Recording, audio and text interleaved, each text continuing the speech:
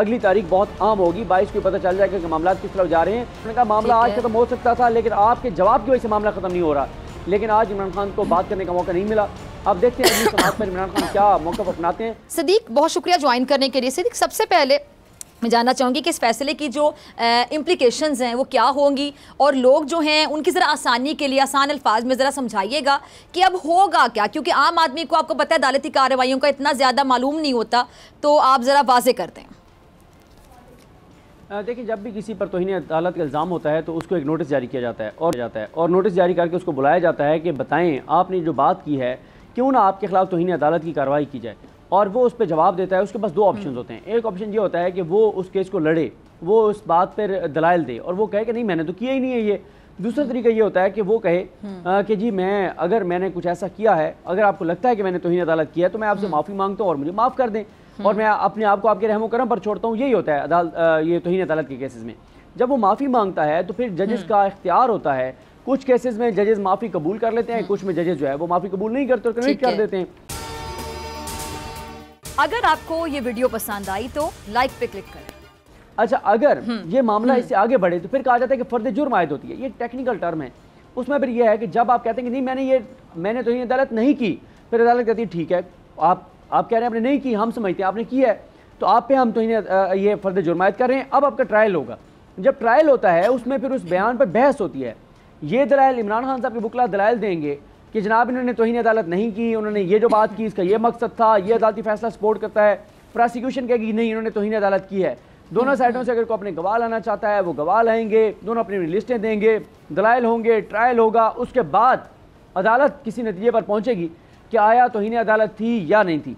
अच्छा, इसमें इंपॉर्टेंट बात यह है कि अदालत ने अभी तक ना सिर्फ इस केस में बल्कि हर केस में अदालत एक दरवाज़ा खुला रखती है, और वो ये होता है कि अगर तौहीन अदालत का मुबैना मुर्तकिब शख्स जो भी हो, चाहे वो इमरान खान साहब हो कोई भी हो, वो किसी भी मौके पर फैसले का दिन आने तक, इवन के दलाइल मुकम्मल होने के बाद तक, अगर वो किसी भी मौके पर गैर मशरूत माफ़ी मांग लेता है और कहता है कि मैं गैर मशरूत आपसे माफ़ी मांगता हूँ और अपने आप को आपके रहमो करम पर छोड़ता हूँ, तो फिर अदालतें बहुत सारे केसेस में आला ज़र्फ़ी का मुजाहरा करती हैं, बड़े दिल का मुजाहरा करती हैं और माफ़ कर दिया करती हैं। यहाँ पर भी ये ऑप्शन खुला, इसलिए ये जो एक तासुर बन गया है कि पता नहीं कोई आप इमरान खान कन्विक्ट होंगे। हर सूरत में ऐसा नहीं है। ये भी हो सकता है कि अदालत जब ट्रायल मुकम्मल हो, अदालत कहे कि यह बयान नामुनासिब था, गलत था, लेकिन ये इतना शदीद नहीं था कि इस पर इमरान खान को कन्विक्ट कर दिया जाए और सज़ा सुना दी जाए।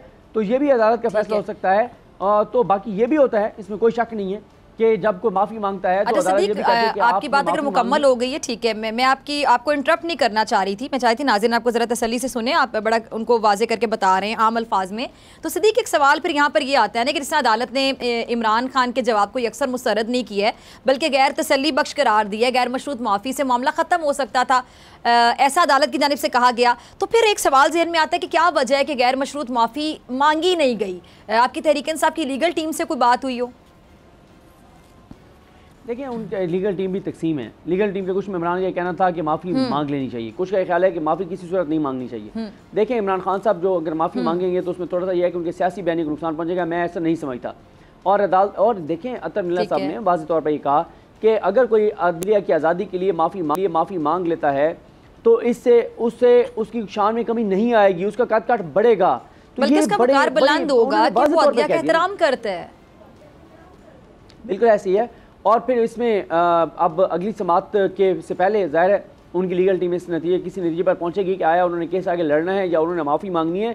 अगली तारीख बहुत आम होगी, 22 को पता चल जाएगा कि मामला किस तरफ जा रहे हैं, क्योंकि जो अक्सरियत है उनकी पार्टी के अंदर, वकला हों या उनकी पार्टी के रहनुमा, वो ये समझते हैं कि मामला क्लोज़ करना चाहिए, ख़त्म करना चाहिए, माफ़ी मांगने में कोई हर्ज नहीं है आज। और देखें, मियाँ गुल हसन औरंगज़ेब साहब, जस्टिस मियाँ गुल हसन औरंगज़ेब साहब ने पिछली समात पर वाज़ेह तौर पर यह कहा था कि मामला आज ख़त्म हो सकता था। ये 31 अगस्त को उन्होंने कहा था। उन्होंने कहा मामला आज ख़त्म हो सकता था, लेकिन आपके जवाब की वजह से मामला ख़त्म नहीं हो रहा, क्योंकि उस जवाब में तो खैर जो 31 अगस्त वाला जवाब था उसमें तो इमरान खान साहब की लीगल टीम ने अदालती दायर इख्तियार पर भी सवाल उठाया था, नोटिस लेने के तरीक़ाकार को भी उन्होंने क्वेश्चन किया था, उन्होंने बहुत सारे सवाल उठाए थे, बहुत सारी चीज़ें की थी। इसलिए इमरान खान साहब का ये मामला 7 दिन का टाइम दिया गया था। आज अदालती मामलीन ने गो के दोनों ने ये कहा, दोनों अदालती मामलीन, चाहे मुनीर मलिक एडवोकेट हो या मुदम अली खान हो, दोनों ने कहा कि ये मामला ख़त्म कर देना चाहिए, नोटिस डिस्चार्ज कर देना चाहिए। और दोनों ने ये कहा, एक ने ये कहा कि मज़ीद वक्त दे दे इमरान खान को कि अगर वो माफ़ी मांगना चाहते हैं, लेकिन आज इमरान खान को बात करने का मौका नहीं मिला। अब देखते हैं अगली समाअत पर इमरान खान क्या मौक़िफ़ अपनाते हैं, लेकिन मुझे अभी भी ये नज़र आ रहा है कि अगर इमरान खान माफ़ी मांग लेते हैं तो ये मामला जो है वो क्लोज हो जाएगा। एक बार फिर नंबर 1 सब्सक्राइब करें और बेल दबाएं ताकि कोई खबर रह न जाए।